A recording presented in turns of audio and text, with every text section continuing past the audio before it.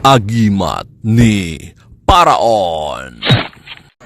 Mga kaagimat, buliga ng baboy ramo mga kaagimat, tinatawag din itong tektite. Pag makita to ng baboy ramo mga kaagimat, ayon sa mga alamat ay kinukuha nila ito at nginunguya. Maraming mga antingeros na naghunting base sa story, mga hunter ng baboy ramo, binaril nila yung baboy ramo, hindi tinatablan, or meron ding mga time na hindi pinuputukan yung baril. Once na natrap nila yung baboy ramo mga kaagimat, nakuha nila ito sa bunganga. Okay. Dito na to nag-start na nagiging agimat na siya. Kasi yung mga baboy ramo, once na nakuha nila to, nginunguya. Yung mga hunter, nagtaka kung bakit ano nangyari. Nung ginawa nila itong anting-anting agimat, napakalakas ng bisa ng kabal at kunat. Merong nagdala nito mga kaagimat, kahit paluin, saksakin o barilin ay hindi tinatablan. Pero kunting antingeros lang ang nakakaalam ang tunay na pamamaraan nito. Sa Mindanao maraming nakakilala nito, pero sa Luzon at Visayas hindi ko alam. Ang sistema nito mga kaagimat ay ritualan mo palagi. Sa amin is blessing, palaging blessing mga kaagimat. Every month magbe-blessing talaga, parang taglay na kapangyarihan ng mga mutya, anting-anting ay hindi mawala. Para palaging activated or nagcha-charge ka. Kung cellphone pa, naka-charge ka palagi. Kasi kung walang ritual, walang basbas, walang pamamaraan, paanda rin ang gamit mo, unti-unti magiging mahihina hanggang sa mawala yung bisa ng gamit mo. Kasi kung palagi mo itong gagamitin. Kaya meron kang pakaing ritual mga kaagimat. Importante mga kaagimat, matuto ka, makuha mo ang susi nito. Pag meron ka nito, kung makuha mo to, magtuturo din ako ng susi mga kaagimat, kung paano siya pangalagaan.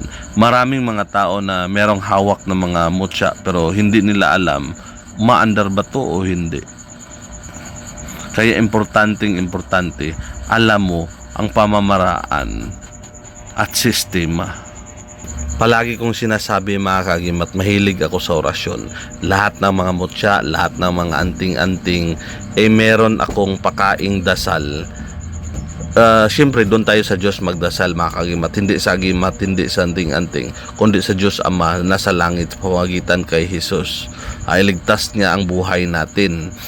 Pero siya din ang magdasal din ako na mag-empower siya or i-bless niya, i-sanctify niya ang gamit para maging holy. Nakalagay din yan sa Biblia mga kaagimat na about holy object. Yung magawa ng mga bato na to ay ang Diyos. Walang kakayahan mga demonyo mga kaagimat na mag-create ng mundo. Kaya ang Diyos gawa siya ng mga ganito. Limitado lang kasi ang mga demonyo. Pero kung hindi ka nagdasal sa Diyos, wala kang sistema, pwedeng manirahan or makatouch ang mga demonyo sa kahit nanong object.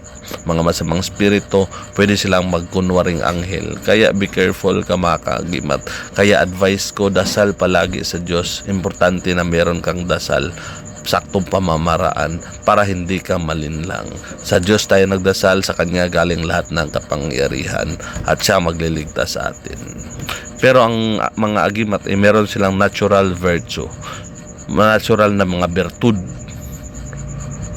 Meron siya, kaya sa dasal tayo sa Diyos na Siya ang gagabay sa atin, hindi ang mga masamang spirito.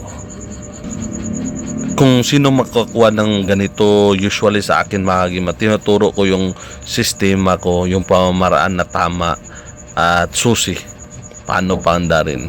Pag nasa critical ka na, meron kang usaling susi, aandar na siya. Kontrolado mo lahat.